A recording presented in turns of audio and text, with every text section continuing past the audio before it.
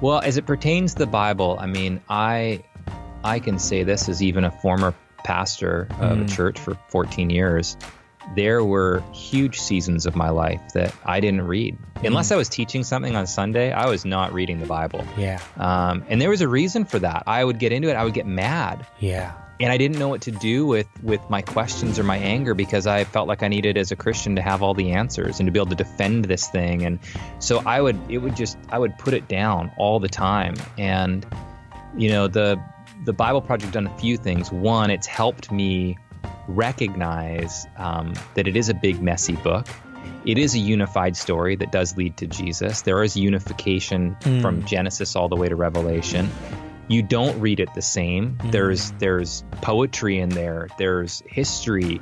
There's metaphor. There's, you know, and so things that were, and you have to understand context. I think that's the biggest thing that's helped me the most, is that the Bible Project brings so much understanding around context. This was a letter written to a certain individual or group of people at this specific time in history, right, that they did not expect was going to be read by billions of people around the world 2,000 years later. He wasn't writing that letter, in my opinion, with that intent, going, Tim and Mike are going to be reading this letter that I wrote to the Ephesians at this specific time for this reason.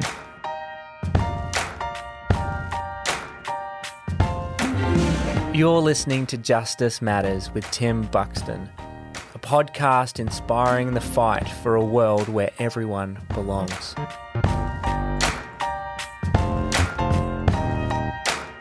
Welcome back to the Justice Matters podcast. Today on the show, we have Michael McDonald. Now, he is the Director of Global Focus and Strategic Relationships for the Bible Project, which is just a fancy way of saying he oversees two teams. One team is to help contextualize the videos the Bible Project produces. Now, these are animation videos that help people to understand the Bible in its unified story that leads to Jesus. And a lot of these videos have upwards of 1 to 2 million views on them. So he oversees a team that takes these videos and contextualizes them to countries all around the world. I think they now have 27 studios contextualizing, translating these videos into these various countries and languages. It's pretty amazing. The other team he oversees just to helps manage all the strategic relationships and partnerships and organizations that utilize these videos. They're pretty awesome. But, you know, I first met Mike when he was heading up an organization called Hear the Cry that was doing incredible work both locally and globally in really addressing justice issues and helping serve poor and marginalized communities. He came over to Iraq and we first met in this coffee shop. It was called Barista, right?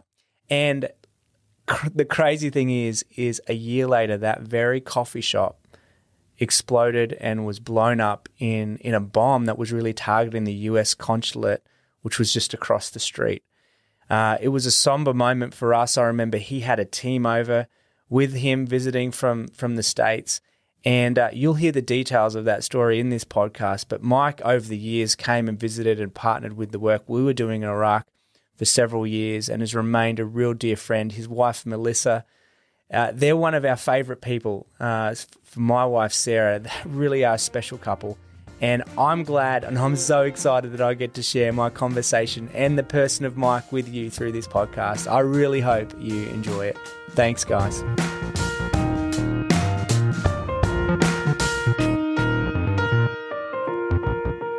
Michael McDonald, buddy, friend, how are you doing? Welcome to the Justice Matters podcast. Good, Tim. Oh, man, it's an honor to be here. Thanks so much for having me. Yeah, man, we rode through a few little technical difficulties then, but we finally got it going. Your setup on your side is amazing and impressive, probably because you have to do this quite a bit, right? I do this a bit, but it looks more impressive probably than it is. This is just like a projection screen I bought off of Amazon because I'm literally in my garage. So behind me is like my garbage, my recycling. Oh, nice. My hopefully so it's not garbage day. You from, yeah, exactly. Well, yeah, I kind of breathe all that in. But COVID's kind of made us figure out how to office in weird places. And so my wife's a counselor and needed the office in the house. And so I kind of took took the garage over and have built out a little place to sit. Yeah.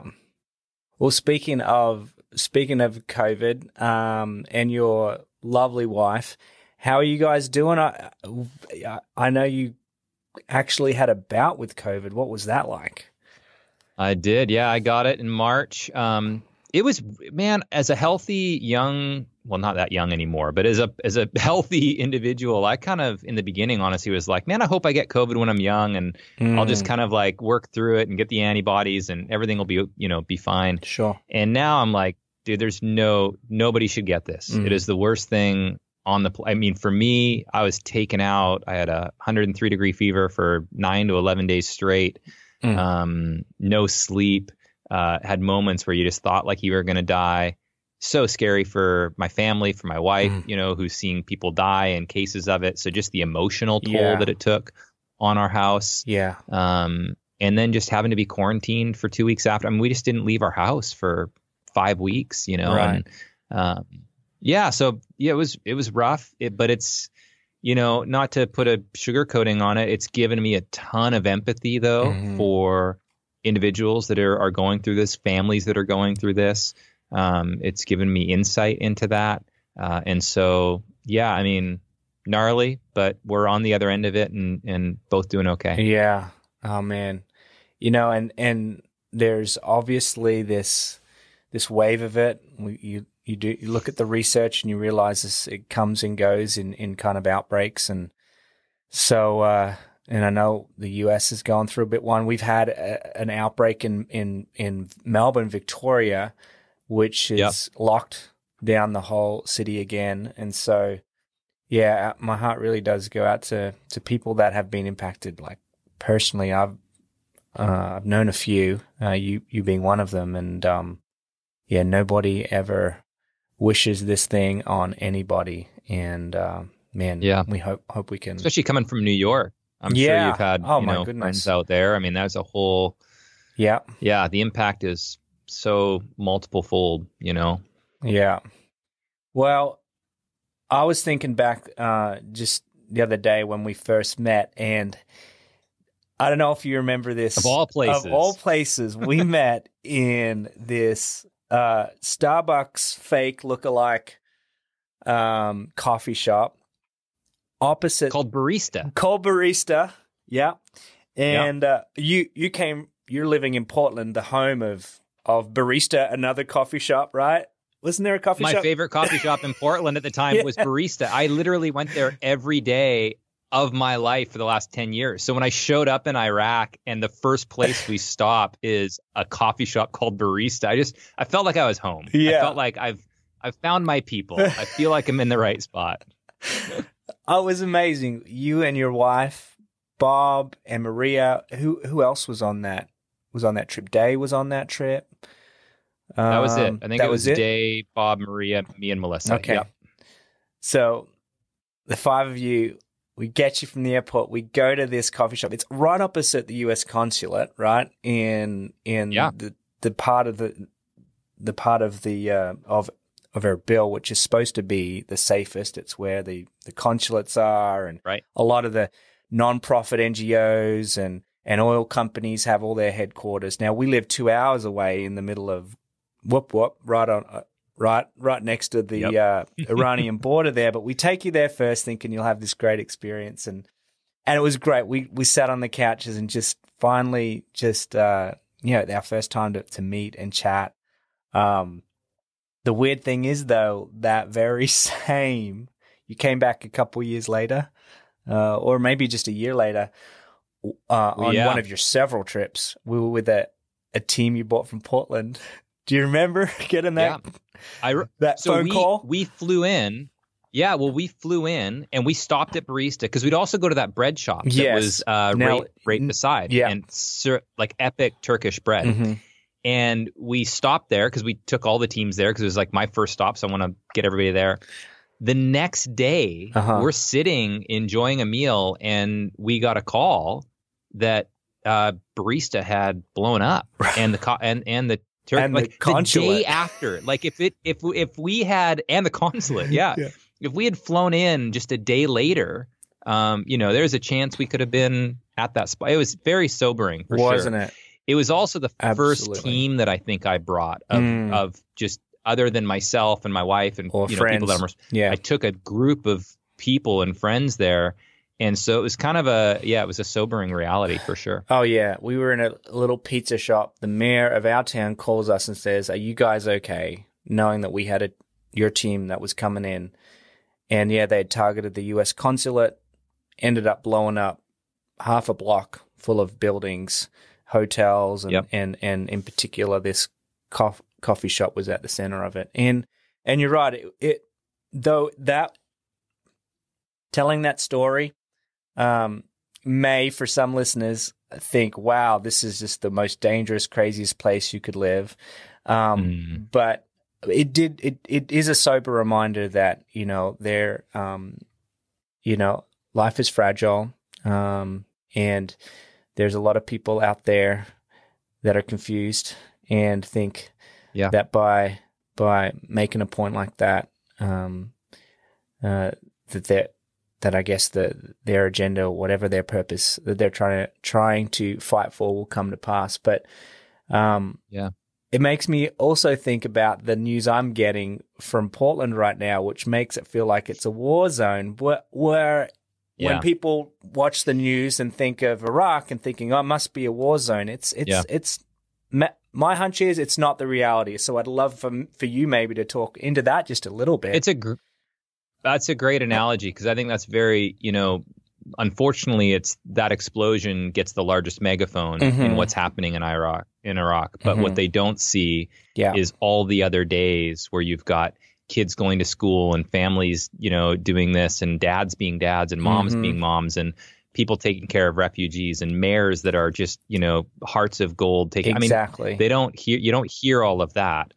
But you hear about this one explosion. And I would say, but the explosion did happen. Yeah. Too. You can't I would say in wash Portland, it away. Yeah.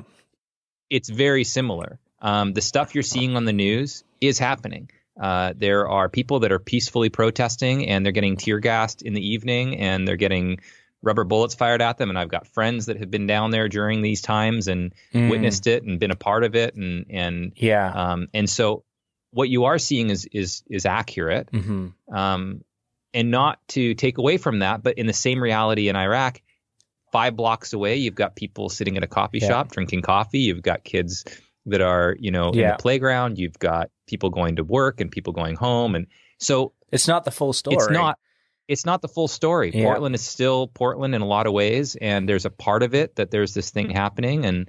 And unfortunately, the largest megaphone is given to the things that's going to be the biggest story, which is some of the violence or some of the fires or what have you. But there are amazing peaceful protests happening in Portland all day, every day for the last 60 days. And those aren't necessarily being talked about. It's really this unique hour between 10:30 and 2 a.m. where kind of it gets a little crazy on a 5-block radius down in downtown Portland, and Portland is so much more than that. And I'm thankful for the people that are down there, and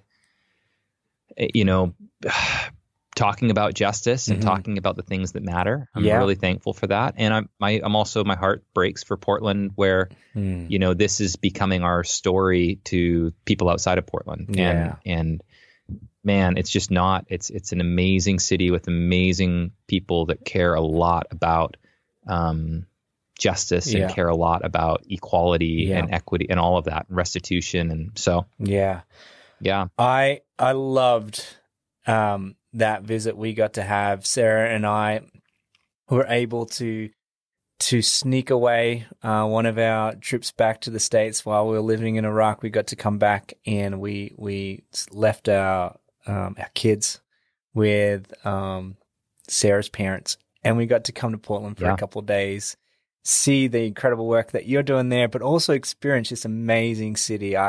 I loved going to the coffee shops, getting myself a pair of Keens. You took me to the Nike headquarters. You take the campus. You got to see the whole headquarters. Yeah. We met some great people there. Obviously, you can't go to Portland and not go to Powell's bookstore and pick up a couple books. You even had us stay in this such trendy, cool little hotel. Felt like I was in a like army barracks, but it was like hip, cool army barracks. Oh, we had you stay at the Ace. Yeah. The Ace Hotel. Gosh. Yeah. So much That's fun. where all the rock stars come in to stay when they're there. So you were living large. Man, felt like a rock star. You treated us like one. And it's kind of like the case anytime you brought a team, whether it was a team from a collective group of churches and other extended friends that you have that came over, or whether it was when you bring Don Miller and Miles Adcock, other like really good friends of yours whom I've just been so thankful to know. There's been you always brought so much generosity and kindness to us and thoughtfulness, and Sarah and I, and as a family, will always remember it was always a favorite, the teams that came and the folks that visit when you guys came, and we really appreciate that, and I appreciate that about you as well, Mike. Yeah. Well, you guys, I mean, not that you need to hear this necessarily, but I mean, you were family. That was the thing. It didn't feel like we were just visiting, an organization or a place. We were visiting family. It's just the way that you guys welcomed us into your home and your kids. And I mean, I just felt like an uncle to, these amazing kids. And so it's just what we would do for family. So you guys it was so much fun. Yeah, I mean, it's the beautiful thing that this world can be so big, yet you can feel so close and connected, with people so far away. Mike, I want to get into a lot of the work that you do, but I always love hearing your story, and I think your journey as well. Obviously, you're a Portland guy, but really more than that, you're like this global citizen. and I think that has informed not only your ability to connect so well with people all across the world and throughout your life and work as well. I mean, that's just what you do so well. You are the relational master at just bringing people together and connecting people, and doing so in such a great, I think, such an empathetic and strategic way. Your story, though, is it's interesting. I mean, when I first heard it, I was just blown away. Do you mind going and sharing a bit about your life? Sure. Gosh. I can. Yeah, I'll try to do it in the context of even what we're talking about. Because any of our stories, I feel like, are they're ours, and they're all really unique, and none of us, get into this world unscathed. And so there's history and things there, but it makes us who we are. And I think my story, in being able to reflect and tell it with others, has helped me also define, gosh, that's where I learned that, or that's where that came from. And I didn't grow up in Portland. I grew up in a small little ski town up in Canada. So a tiny little, under 10,000 person up in the mountains, hippie draft dodging little city. That was my upbringing. I grew up in a faith paradigm of Baha'i, which is from Iran in the 1850s, and a lot of persecuted Iranians had moved into Canada to escape persecution, and which is kind of the community that I grew up in. So I grew up in a very multicultural community. Just, when we would celebrate together every 19 days at our feast, it was half, Persian, and it would be, in different languages, and obviously different foods. And that was just growing up. So that was just normal. Part of that was just normal. That was Tuesday, that was just that kind of life. And then, and like my mom is a very adventurous, wild spirit in that sense too. When she graduated high school, she went and moved and lived in caves in the Canary Islands for 6 months. And then when she got married to my stepdad, when I was 3, they went on a 3-month honeymoon to India and just left us kids back behind. But we were super young, so we don't really remember that. But that was like her, very just seize the day. The world's all open and safe and great.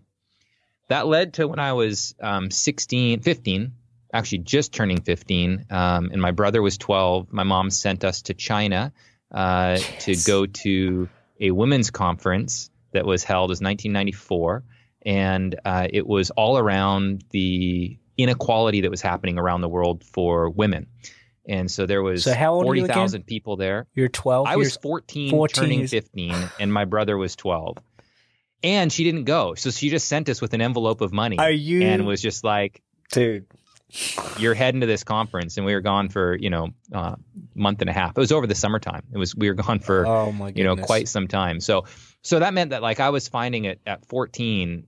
And I guess when you're 14, you think you're a lot older than you are. Looking back now, I'm just like, gosh, so many bad things could have happened. But I mean, we had to find our own place to stay, and we were figuring our own food, and we were figuring out everything when we arrived. I lost my brother. You lost your brother? Day one, first day. Like I got onto a bus and everyone kind of piled in behind me, and my brother like just got left, and took me a few hours to find him. And it was right in Beijing, so it's not a small town. Like there's just bazillions of people.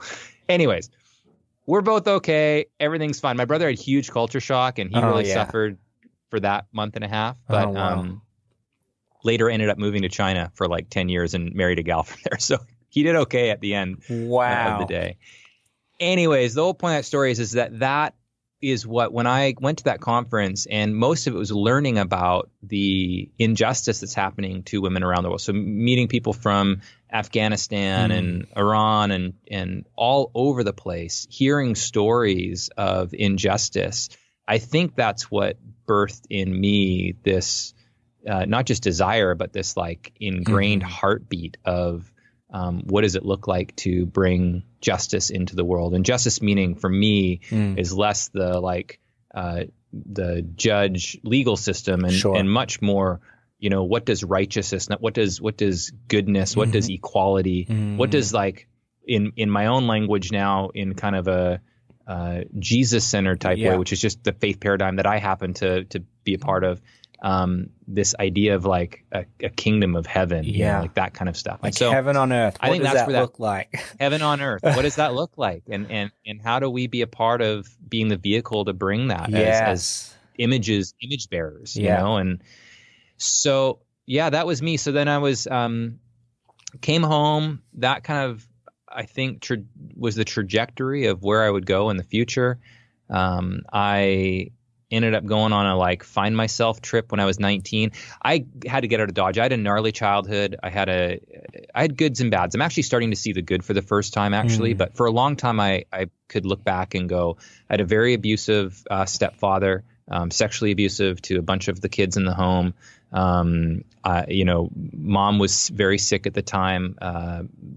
So in that, from my memory, which is limited, I had to get out as soon as I could. So when I was 17, graduated, got out of Dodge as fast as I could, moved to Calgary, which is kind of a bigger city in Canada, got a job at a clothing store, ended up managing that clothing store, realized I didn't want to be in a mall for the rest of my life. So I quit after about a year and a half, went to Turkey on a find myself kind of like, what am I doing with my life?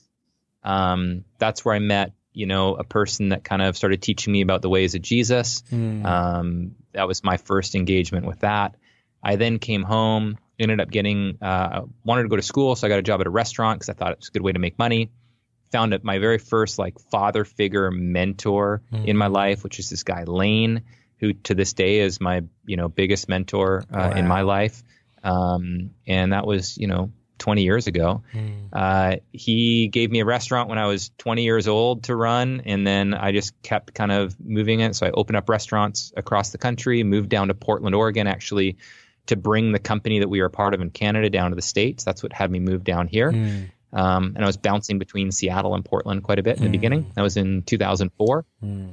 And in moving to Portland, I got kind of connected with the church here in town called the Mago Day Community. That's where I met Don Miller, who we brought out to Iraq, and many others. It was kind of a newer church plant in Portland, but had been around for a few years, so a little bit established. And that was the church for me that I was like, I think I want to get rid of doing this restaurant thing and serve the church in some capacity. And what was unique so about that church? Because, it didn't have that, it wasn't, for some people, the image of church might just seem like it could be a plethora of things. Yeah. But what was so unique about Imago Dei for me, you? For me. So just even in the name, like Image of God, they really did that in the city. Like they were the first church that I had been a part of where this idea of being unified in what the city is, where they're at. So in terms of taking care of the homeless, in terms of, it wasn't just lip service or this idea that we should do it. It was very much just like, we do that first and then other things will follow. Right. And it was this embodiment of kind of, it was very much a lifestyle. Okay. And, the pastor, Rick, is the guy really in Portland with a few others that really would like sit down with the mayor and ask, instead of being like, hey, we're the church and we're going to do this, he would sit down and go, man, what are your biggest needs? What are your biggest, like, what are the things that like no one's showing up to? How can we serve, you and the city in the best way with no strings attached? Not to like, I'm not going to like tie a Bible to everything that I'm doing. It was just, how do we show up and just be the people that you need in the city? And it took a little bit to build a relationship, but once that was done, it was a school system. Schools needed help, mentorship. Wow. There was a number of things that started coming up. Then all of a sudden it was homelessness. It was refugee care. It was, the big things that the cities was coming up against. They would actually talk to us about, and would, foster care. That was a massive one. That our city's just like, we don't know what to do with foster care. We've got too many kids and not enough foster parents. And we're like, great, we'll answer that call. And not just us, like a bunch of churches, we're going to rally together and not put a church name on it, but just put this is just us showing up. And Imago is very unique in leading the charge in that. Yeah. It's that sense where justice isn't, like you were talking about, it's not just about being though it has aspects of being a protesting advocate or being even that picture. I was trying to find, I'm looking up justice images on the website, and you get this gavel and the hammer and of a judge, and it's like, but I think in the best and most purest way, it is a lifestyle. It is something that is integrated into your life. It's not a moment or an event or it is this ongoing process. And, when I see maybe the mission and vision of any church community, it is to be at the point of needs wherever they are in the community, whether that need come from a mayor or a school or institutions that make up society as it is, wherever there's need, wherever there's hurt, wherever there's pain, wherever there is inequality, wherever there's oppression, wherever there's injustice, that is where we need to be as people. Not just as a, an institution per se, but as the people. Absolutely. That is what I know of Imago Dei to be, and now a lot of other great churches in Portland that I got to see and around the world. And hopefully in this moment that we're at, more and more churches will realize it's less about the event on Sunday, whether you can gather or not in a big building, and it is more about being thrust out into the community. Justice Matters is brought to you by You Belong. If you'd like to learn more about their work, empowering refugees to integrate and thrive in Australia, head on over to youbelong.org.au. There you'll find ways to get involved, volunteer, and financially get behind the several initiatives they've got going on. There's also a stack of articles and blogs that you'll find there that are really informative and engaging. Now, did you know this podcast is actually a video podcast featured on YouTube? Just search Justice Matters TV on YouTube and watch each episode right there. And while you're there, hit subscribe and get notified each time a new video drops. Yeah, so true. Look, speaking of that kind of work, you then became part of creating, founding, and forming a justice arm of a collective group of churches known as Hear the Cry. Yep. And that was in that role that you had. That was when I first met you. Can you talk a little bit about what Hear the Cry is, and in particular, especially as it relates to me personally and my work with refugees, a bit about that great work that you started to serving the refugees in your community. Yeah, the heart behind Hear the Cry was, and I was a part of another church at that point on staff, and had the privilege of kind of building this thing out, which was really this idea. It comes from Exodus, that God heard the cry of the people and met those needs. And so this idea was very much we're connected. Let's hear the cry of people around the world, in our own city, and around the world. And can we be a vehicle for God to show up in those ways? And, what started just with our church did grow into many other churches that joined along, because we really wanted to, it wasn't a label. We didn't want to put a label on it. We didn't want to have, when we'd visit Iraq, if we're going to help build a school, it wasn't about us getting our name on the school. It wasn't about any of that. So we could actually gather so many different types of churches. Yeah. Protestant, Catholic, whatever, to be a part of this, where it's just like, guys, can we show up, guys and gals, can we show up and really be kind of the wind behind people as opposed to leading this thing. And so that was the heart. Also, that just, I think a part of discipleship is to learn and understand what it means to bring justice and compassion into these areas. And so instead of just talking about it on Sunday, it's then giving a pathway for people to actually do that. And we did it in our own city and then also globally. So whatever we did globally, we would do locally. If we're going to care for orphans globally, then we're going to care for orphans locally. So we would do orphan care on a global standpoint, but then we do foster care in our own city. And that way, if people went on some sort of trip that was 2 weeks long to Zimbabwe, you don't come home and be like, that was amazing. I'm going to have to go to Zimbabwe next year in order to kind of live that out. Yeah. It's like, no, if you've got a heart to care for orphans, let me introduce you to this foster care system and introduce you to all these orphans in our own city. And what would it look like to become foster parents or respite care or caring for those that are in the DHS and doing all of that. That was the same with anti-sex trafficking work that we were doing. If we did work globally, we were doing that work locally. So we always had ministries or groups of folks that were doing that on both ends. And then same thing with refugee care. And one thing we found was, for some people, going to Iraq is crazy. Yeah. There's just no way they're going to do it. They've never met somebody that is from an Arabic speaking, culture. They've never met somebody, a Kurdish person before or anything. So their idea of that is just so crazy. What was awesome is that we could actually go, well, why don't you meet with one here in Portland? Let me introduce you to an amazing family that I met a few months ago. Yeah. And we would get to take them for lunch, and they'd get to ask questions and dialogue and interact in a safe, wonderful way.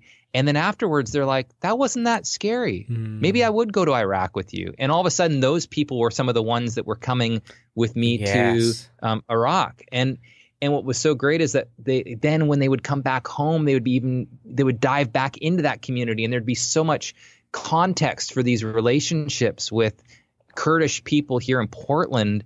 And when you had somebody say, "Oh, I've been to Kurdistan," my gosh, those families would just, it was just like your family. Like you're welcomed in, you're drinking tea, you're a brother. There's just no getting out of it. You're now. And so the texture that would happen with those relationships from a local and global standpoint, And that was a big part. We were doing refugee care globally, and that meant if we're going to do it globally, we had to do it locally. And we called a couple other churches that were feeling a similar heartbeat to that. Imago Dei was one of them, one called River West, and then from us at Bridgetown and Solid Rock. And we just kind of created a little thing called Refugee Care Collective. There's a great gal, Megan, who was the very first person in our church 10 years before to raise her hand to help out with refugees in Portland. We were already doing some of this work, but it was on a very small level. Yeah. And I mean, you had I remember when I was with you, there was like even a warehouse at that point. Was that we did years later? Yeah, so that was part of, we ended up building that out. Yeah. So all of a sudden we had all these churches, not just all of those 3. Now we had like 50 churches from the city that were saying, we're going to meet the needs of refugees in our city. So they were building welcome kits that were specific to age groups and, gender and all that kind of stuff. We would get all of the mattresses that are brand new for their homes. We would help them move in. We'd meet them at the airport. Yeah. And then we would pair them up with a community that would walk with them at least for the first year, but hopefully forever, to really help. I mean, all of this from what you do, but, to help with everything. Like how do you turn light switches on? Totally. And how do you pay, for when someone comes to your door and says they need to sell you cable, you don't need to say yes. You don't have to. There's just so many things they just don't know. In the same way that I wouldn't know if I all of a sudden picked up and moved my family to Iraq, which you've done, And if you don't have friends and people that are walking you through what does it look like to live here, you're lost. You would just you're lost. And so how scary. And so that was Refugee Care Collective was really this idea of can we gather people to really respond to this and actually start having some great conversations around.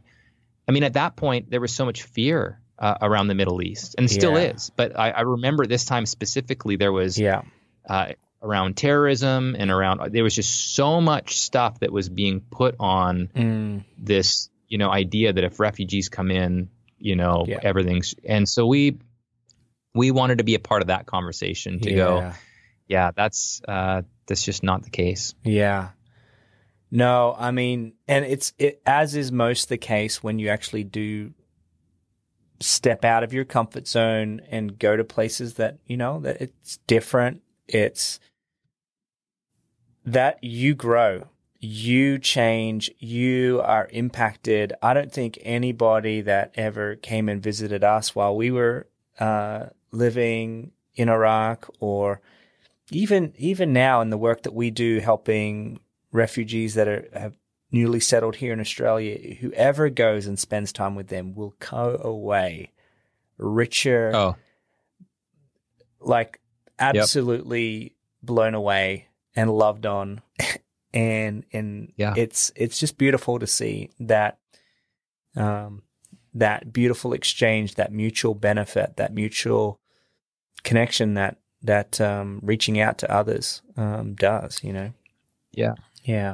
Yeah, I remember there's a few folks, but I remember one was ex-military who served in Iraq, and his only, understanding of Iraq was on that end. And, to get to have some conversation with him and invite him to come and then have him interact in an entirely different way, and getting to see, these people that in his mind were just all enemies, to then go, oh my gosh, these are fathers, these are brothers, these are uncles, these are like men that care about their families, these are women that, it used to see him transform over the course of that time. Wow. And, or people that were very against immigration from a refugee standpoint. Like, I've got one dear friend who would just be like, nobody should be allowed in. Yeah. And I brought him to Iraq. I convinced him to come, and from him to get to see, the camps that you were, the homes that you were building and the care, and it just changed him entirely, where he's not the same, So yeah, I agree. Yeah. Speaking of friends that you bring, I mean, you're creative yourself, and there were always some incredibly creative people that came. Your buddy Zach, and Yeah. I still am blown away by his photography. But mate, thank you so much for me being able to use it. If you're able to jump onto the Justice Matters website, you'll see some amazing black and white photography that is on there, and that is actually your work, Mike. And not only am I so grateful that I get to use it, and it kind of is very personal for me because these are pictures of family members that are like friends for me, and so it's very, very special. But I'm thinking of a couple other guys, Ian, filmmaker Ian, but yeah, can you? I mean, I'd love for you to talk a bit about that element of your life too, and really how that enables you to express even and tell stories and talk. I think that's a powerful part of the whole, building bridges and making connections with people. Something you do so well. Yeah. Well, I know for me, I would never call myself a photographer. I love photography. But I would say that I love it from, I'm a relationship first kind of guy. I don't think I could be a professional photographer where I'm just out on the street or I'm in places where I'm not going to build a connection or relationship, where I'm just taking photos. That would be difficult for me. I think where I, love to be a part of that is when I know that these are my friends. These are people that I care about. These are people that I'm engaged with. I know them. I know their names. I'm sitting with them.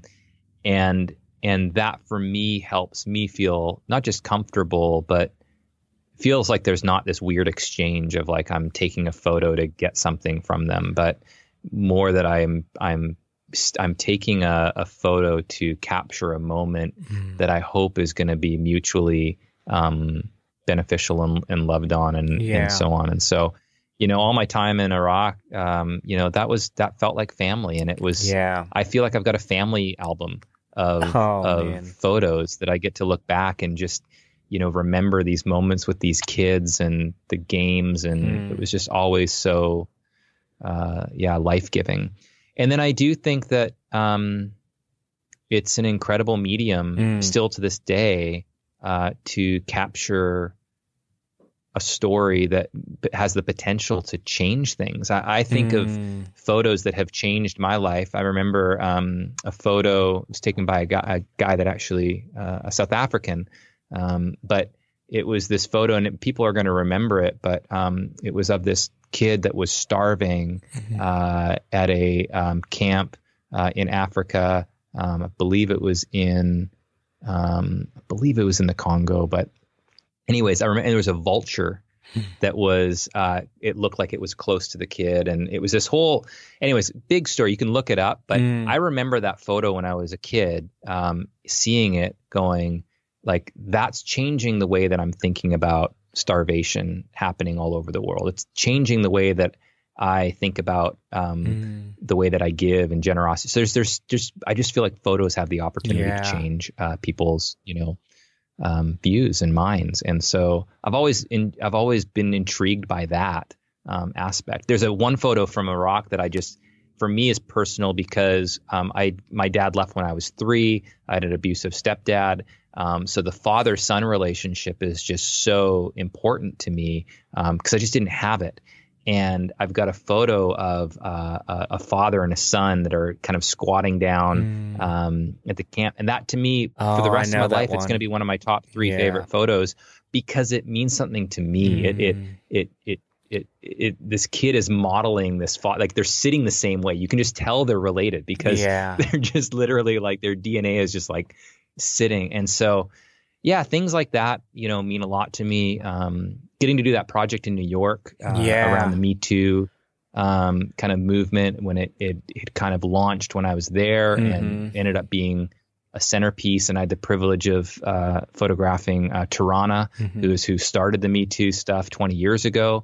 Most people don't know that Me Too actually started 20 years ago. It was just the hashtag that kind of got popularized at that time. But getting to and spending time with victims, I photographed probably 10 women that had all been, it was, for many of them, it was the first time that they were sharing that this had happened to them.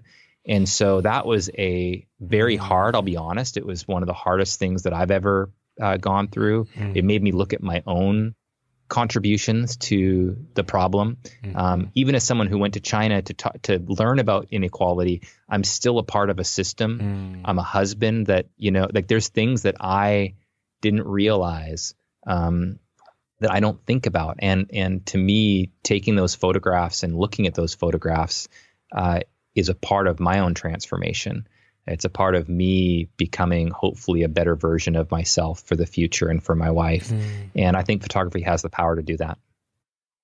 Yeah, I mean, I think you've said it so well. I mean, beyond statistics and facts and numbers, art, particular photography, I think is such a powerful way to take you into a moment, into the story, into the emotion, into places, and move you in ways that that other mediums can't. And I love how, you use that gift in so many ways to give voice to the voiceless. It's a powerful way that it's been used. I know by you, and I love, jump on over to your Instagram, you'll see a good taste of some of the stuff that you do. Is there any other places that people can find it? We could throw it in the show notes later on. It's on some websites. Yeah, I can share. I mean, I think I've got Michael Dean. I don't even know. I've got a website somewhere that I haven't updated, but yeah. Well, as you can tell, it's not my main thing. Yeah, because you're busy right now, and fortunately, I see it using a lot of all elements of who you are, the creative side, that is Michael McDonald, but also the connection, relational and global person that you are, and the justice, person that you are. You're now have kind of in some ways gone full circle in a relational way, in working with some old mates of yours, best friends of yours, at the Bible Project. So a lot of people might not really know the Bible Project, though, as I share with people here, and it's becoming quite, especially within those of a faith background in Christianity, it's like probably one of the number one tools that people are using these days. Look, you'll do a better job at explaining it and articulating it quickly and well. Yeah, so the Bible Project we're a nonprofit animation studios, and to put it simply, we make cartoons about Jesus for the internet. So I mean, it's a pretty simple, explainer videos around the Bible. And for me, in kind of the faith paradigm that I'm a part of, if you ask anybody, hey, would you like to be able to read the Bible like more clearly? Like, is it a weird book? The Bible's a weird book. It's a hard, weird book. And I feel like as Christians, we're often not given the permission to say that, but that's just the reality. And it's interesting because it's tons of different authors in tons of different time periods, written in a bunch of different ways. And we read it like it's all just like this, we read it all the same, and it's just hard to understand. And so I'm super thankful. Two friends, John Collins and Tim Mackey. Tim's kind of our Bible nerd, Bible scholar, and Tim is really kind of led the charge in explainer videos. He was working he had his own studio, but was doing them for Google and Apple. Oh, is this John? All the big companies. This is John. Yeah. And so people would approach John to kind of help them explain really complex things in a simple, short way. And John was brilliant at that. He's incredible at asking questions. He's a learner, no ego, just awesome. Tim is that like Bible scholar, like moved to Israel, learned Hebrew, is just, his favorite pastime would be reading tons and tons of books and, being in a cave by himself and just learning. And maybe with his family. He loves his family, but you put the two of them together and you've got this And a skateboard, totally. And you put these two together, and that's the Bible Project. You've got these, brilliant videos about the Bible, but just done in a really creative way that allows you to understand and actually do that. And so we make videos, we give them away for free. Everything's free. That's for me the justice piece. When I would travel around all over the world, throughout Africa and the Middle East and everywhere. One of the things for those that wanted to learn more about the Bible, there's just not a lot of resources out there for them. And, so it was so neat to get to be a part of the team. And that's the part that I oversee. I oversee all the global focus stuff, which is all translating our videos into other languages and not just subtitles, but actually redoing all the art, redoing all the voiceover. So it actually, and contextualizing it for that specific language. So we're redoing scripts, we're redoing things that make sense for that area and that language. And so it's a huge undertaking. We work with local, national, indigenous people to do that. So I have got 29 studios around the world that are working on this right now. That is phenomenal. We've got, hundreds of contractors that are a part of that, and language advisors and everything else. And we're getting these videos done for other people. And again, that's all for free. Like everything's just, given away. And so I love it. I get to, use my relational friends and gifts and things like that to help be generous in that way. I get to, be here in Portland with friends that happen to all work together now. And that's a lot of fun. It kind of felt like a coming home. And, yeah, it's great. And here I am in my garage. And, as you were talking about that, for me, growing up, my story, growing up, my parents were missionaries in Indonesia, and then my whole life being surrounded by various cultures. They were also in Western Papua, which is in the tribes, the Dani tribes, and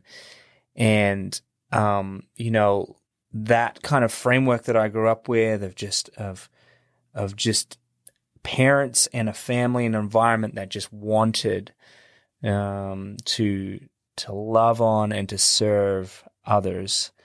And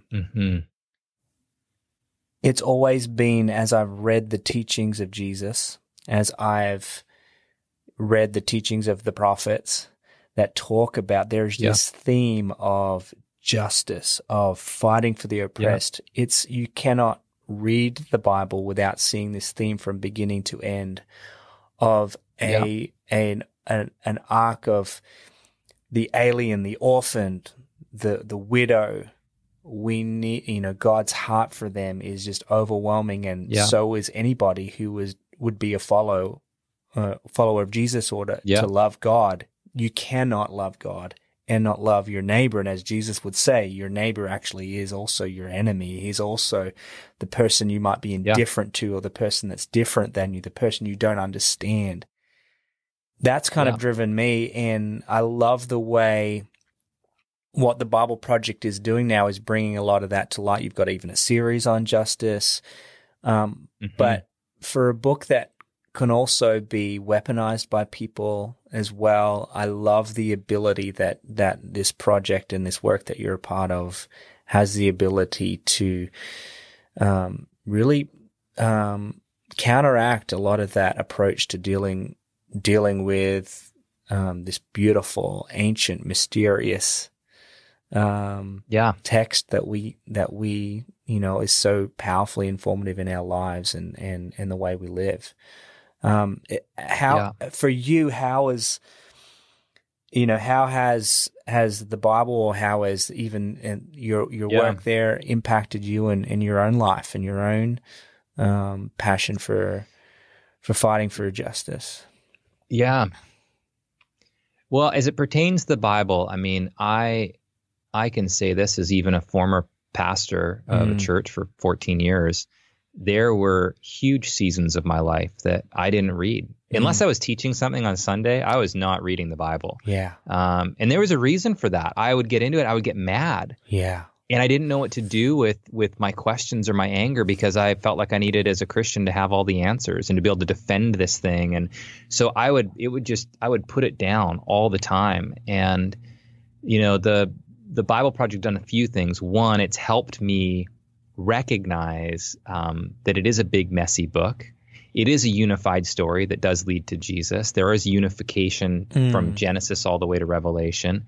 You don't read it the same. There's poetry in there. There's history. There's metaphor. There's, and so things that and you have to understand context. I think that's the biggest thing that's helped me the most, is that the Bible Project brings so much understanding around context. This was a letter written to a certain individual or group of people at this specific time in history, right, that they did not expect was going to be read by billions of people around the world 2,000 years later. He wasn't writing that letter, in my opinion, with that intent, going, Tim and Mike are going to be reading this letter that I wrote to the Ephesians at this specific time for this reason. And now I mean that it's incredibly important to understand, and I believe that it's breathed by God. All the things that people are going to be like, wait a minute, is he saying that the Bible isn't, God's word? Absolutely. But I do think that we have to understand the context in which it was written to see what it means to me in 2020 for my family and for myself. And the Bible Project has done such a good job of teaching that. And it's allowed me also to still have questions and not throw it away. Say that again. It's allowed me to realize it, God is so, if you read in the margins of my Bible now, I feel like I've had permission. I've circled stuff and been like angry or like, I don't agree with this. Yeah. This makes me really mad. Yeah. I actually don't understand this. Yeah. And I don't know if I'm going to understand it until I meet face to face with Jesus and go, God, I don't get it. Like, you said this, I really felt this, and I can't reconcile the two. But I'm okay now living in that tension, and it doesn't make me not a believer in Jesus to not understand or to not have. And I think you've just got to give yourself permission to have questions, and that doesn't make you any less a Christian or a follower or whatever in any faith parent. Like, have questions. I'm going to have them for the rest of my life. What is it though that makes us feel like, if we do question, or if we do, that makes us suddenly have to feel like we have to justify that we are a Christian, or justify that we love God? There's something, it's almost like the Bible almost needs to be rescued from itself. Really. I think it's something we've instilled into it. It's a cultural thing that somehow, either we've given a select few the authority to interpret and then share what it means, and we just have to kind of sit into that. Or we've been taught that if we have questions, people judge us for not being, faithful, or not being, spiritual, or whatever it is. And we care a lot about what people think about us. Yeah. I mean, if you took that equation out, if you said it didn't matter what anybody thought, I actually think that you'd give yourself more permission to ask questions. And that's, as I've gotten older, and maybe some of it's from the Bible Project, some of it's just getting a little more gray hair on me, where I'm like, I'm okay if you want to judge me for not understanding the entire Bible. I'm really okay. Yeah. And I'm going to keep digging into this. And so. That is so important. It's hard because we live in community and we want to be accepted by community. And so it's hard not care what other people think. The sad thing is, though, you get when you don't allow the Bible or any text really, when it has this weight to it, where it can be like, well, it says it here, bang, I can smash you over the head with this because it says it here. When it doesn't. It's not allowed to have nuance. It's not allowed to, it does. Yeah. It can do a lot of damage. And I love that there seems to be a new wave, a new ability to be able to wrestle with this ancient, beautiful, mysterious, diverse text. And I think it's coming to life. I know these videos and the resources that are out there have been so powerful for me in bringing it to life in ways that it never has. The fact that they're like legitimately like Pixar, Disney quality cartoon kind of like, it's like watching the Into the Spider-Verse, but in like with these amazing kind of, it's phenomenal. The artists you got to are check insane. it out. Yeah. We've been able to pull people from all those places, and Dark Horse and DreamWorks and all these places that are part of, a lot of them are part of the project. And so it's pretty, our artists they blow my mind every single time. You got the best of the best. And then when it comes, and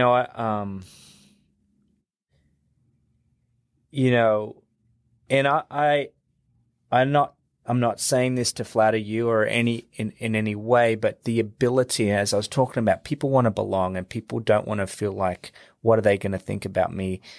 One of the things I've loved so much and I've learned so much from you, Michael, is this ability to have such an eclectic, such a broad community around you where everyone actually feels like they belong, where they actually don't have to worry about what their faith is or what they're thinking or what's interesting to them or what's important to them.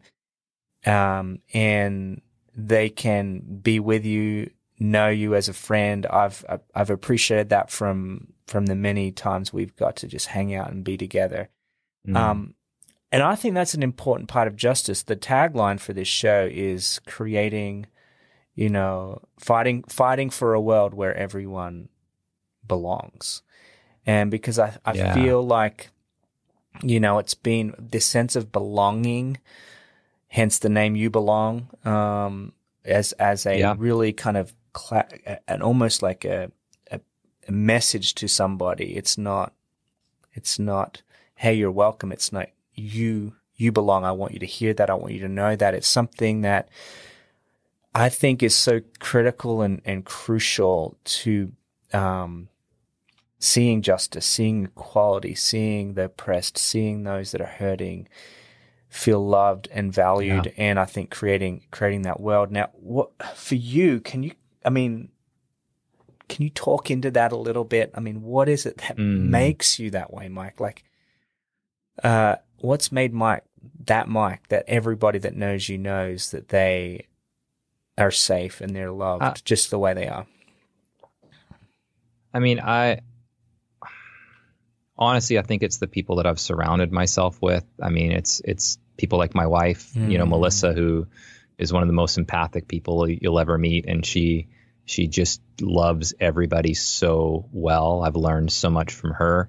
Bob, guys like Bob that, can be, who you've had on this podcast, but that just embody that. I've just learned, I feel like, and it not just from reading something, but actually going out and seeing it and being a part of it. I think there is something too around what we were talking about earlier around not like being kind to yourself and allowing yourself to have questions. Yeah. If you allow yourself to not have all the answers, you're not going to make everybody else also have all the answers. So there's something around like the way that you treat yourself is going to be how you treat others. And if you give yourself a ton of freedom to learn and grow and not have it all figured out, and I'm going to be a different person in 5 years than I am today, then we also can extend that to others and can, I just want tons of different types of friends because I've learned so much from them. I go into these friendships, with this idea. I mean, I felt like that in Iraq. I loved getting to sit with people that had a different faith background with Islam and get to sit and go, tell me about your favorite part about walking your faith in Islam. Tell me about your favorite, interaction with Muhammad. Tell me about your favorite way that like this impacts your family. Like I want to learn from you about this. Like I want you to shape me. And if you're afraid of that, then you're not going to you're only going to surround yourself with people that are like you. Yeah. And so somehow releasing that and going, I don't have to be afraid of the differences. I actually want to be intrigued by them and be a lifelong learner. And it's amazing. Some of the people that are probably the least likely are some of the ones that have impacted me the most. Lane, the guy that I brought up earlier, who's my number one mentor in my life, is not a Christian. Yeah. He's the number one person in my life who's taught me more about what it means to be a human and with generosity and leadership and integrity and all these things that we'd be like, man, that's a great Christian. That's like, he's not a Christian. Yeah. And I still put him as my number one. Yeah. And so I think there's something about, because it's just a label at the end of the day, really, sometimes, isn't it? It is. We've just put a label. Well, you're not this, you're this. And as helpful as labels can be, to know that this is a glass of water and not methylated spirits, let's say. Sure. They don't do much for relationships, and really giving like yourself permission to learn from people that are different from you. Yeah. And I think you've got to go in. I mean, I remember taking a few people to Iraq, because again, that's the world I lived in with the kind of Christian paradigm. But needing to sit down with them and go, I don't want you sharing anything about Jesus or the Bible or anything unless you are authentically willing and excited to learn about them and their faith. Yeah. You don't get to go and share and teach something unless you're willing to actually listen and learn.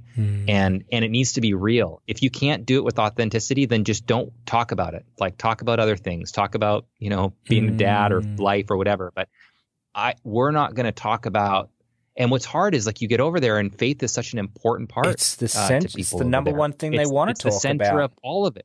All the things you're not allowed to talk about in the West, politics and faith. And right. It's all you're going to do. You're going to grab a backgammon set. That's pretty much you're going to sit down and you're going to talk about faith and politics and soccer. I mean, that's going to be the whole, or football. Exactly.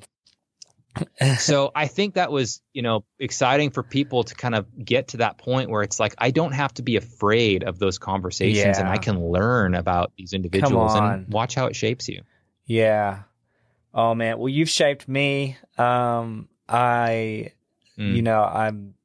miss the fact that I'm not stateside at the moment, and though it probably would have been real, no one's going anywhere right now, and it's kind of sad that we don't get to be a part of, interact and engage in this beautiful world of ours as much as we'd like. But I'm grateful that I still get to call you up and chat and for everybody. Yeah, we'll be doing this for a long time. Coming on this podcast. As we wrap things up, man, there's so many places I feel like I could go and just wrestle some good stuff out that could, I think, be really helpful. What I loved, just as you shared there, was this permission to not care what others think about you is going to be sticking with me for a while. And I think that's important, because when you do become free to just be yourself with other people, then you'll know pretty quickly who are the people worth surrounding yourself with. If people are saying, "No, you have to be like this in order for me to accept you," then you'll be caught in the trap. Of just living up to other people's expectations. And knowing the why. I mean, so take this podcast, for example. If the reason you were doing this podcast was to get a bunch of people to listen, and you're going on every day and you're looking at the numbers, how many people have listened, how many people, we got 100 more. If that stopped and you stopped getting more listeners, it would potentially drive whether or not you're going to do this or not. Whereas if your why was because, listen, I've got some people I want to talk with. It's about the conversation. Yeah. It's about what I'm going to learn in this conversation. It's about, what my friends and family that I know are listening are going to get to learn and eavesdrop into this conversation. Yes. It doesn't matter if 1 million people listen or 10 people listen, because the root of it is in this constant stretching and learning and growing between, the two of us. So when you know the why, it's going to sustain you in, doing these things.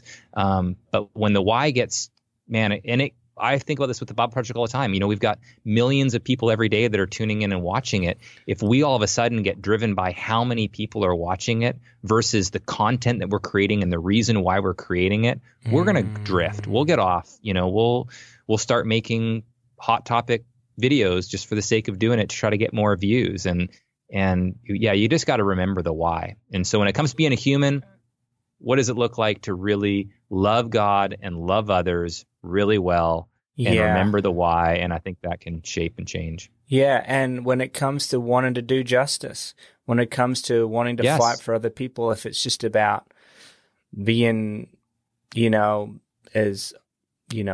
a big scene and drawing attention to yourself in what you're doing, if it's about you and your platform you're building, then goodness, how could that be so as far away from the actual purpose of what justice is, which is elevating and the others and those that, the oppressed, those that don't have the opportunity, that don't have the voice. That's right. And that's a good reminder, Mike. Man, dude, thank you so much. Thank you. I love it. Please, I know Melissa's probably in the other room. Just give her a big hug when you see her. And from Sarah too, she's constantly getting little messages from her, and it's tough. We've kind of done a few.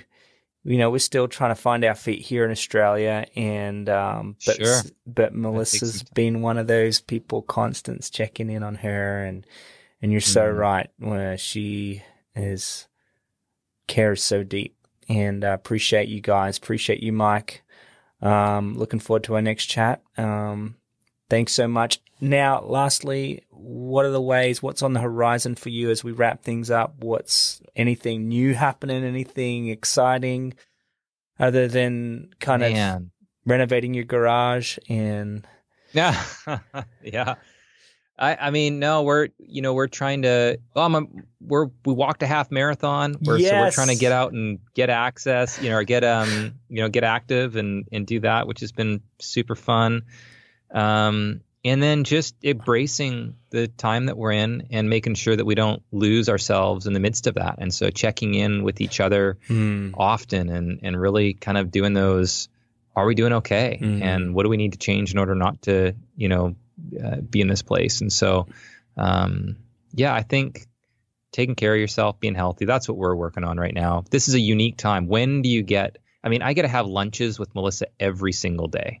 When does that happen in the last 14 years? That's never the case. And I don't commute. So I get breakfast with her too. And I'm home for dinner at the exact, because I'm here. Man. It's just so. And for someone that was in another country pretty much every other month or week, 40% really, of the time. Yeah.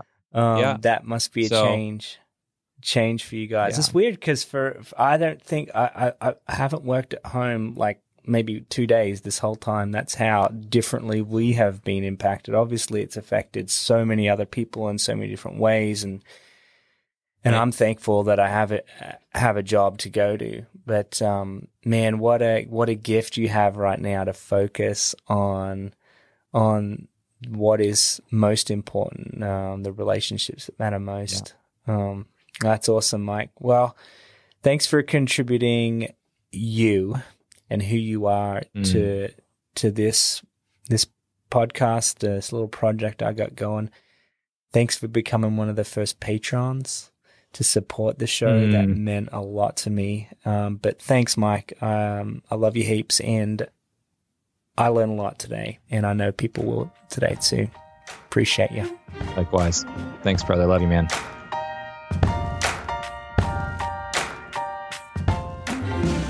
Well, there he is, one of my most favorite people in the world.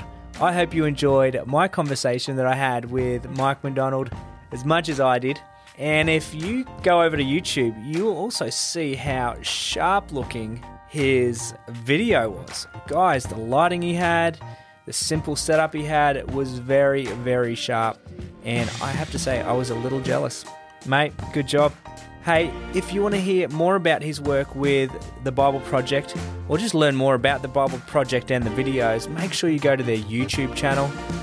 Just search the Bible Project, and I can assure you it will be the first thing that comes up. You can also go to their website. That'll be in the show notes too.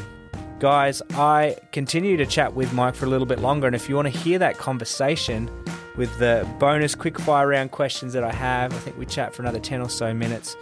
It'll be well worth your time. You can do that by becoming a patron of the show, and that is a super simple thing to do. All you have to do is support this podcast, helping us to continue to produce the show. As little as $5 a month, you get access to these bonus content interviews. You can also just be $1 a month supporter. That's all you can afford, but it goes a long way to helping us produce the show. You do that by going over to patreon.com/Justice Matters. All right, now it's time to thank those behind the scenes making this podcast possible. I'd like to thank, first off, Jose Biotto for your audio-visual expertise in producing the show. You do a great job, mate. Really appreciate it. And special mention also goes to music artists John Art and David Gungor, also known as The Brilliance, for the music track that is used on this podcast. Guys, you can also support this podcast simply by leaving a review or rating the podcast on Apple Podcasts or Spotify. If you have a few minutes, do us a favor. We'd really appreciate you giving us a 5, especially if you're enjoying this show. And lastly, there is one more way that you can help support this podcast, and that is by rating and reviewing it, whether it be on Apple Podcasts or Spotify, maybe subscribing, leaving a comment on YouTube. Every little bit goes a long way to help spread the word. Maybe share an episode that you particularly enjoyed with a friend of yours. I'd so appreciate it, and it helps us to continue to produce this content, which I believe is really important. Please join me again soon for another episode of Justice Matters. I'm your host, Tim Buxton. Thanks for listening.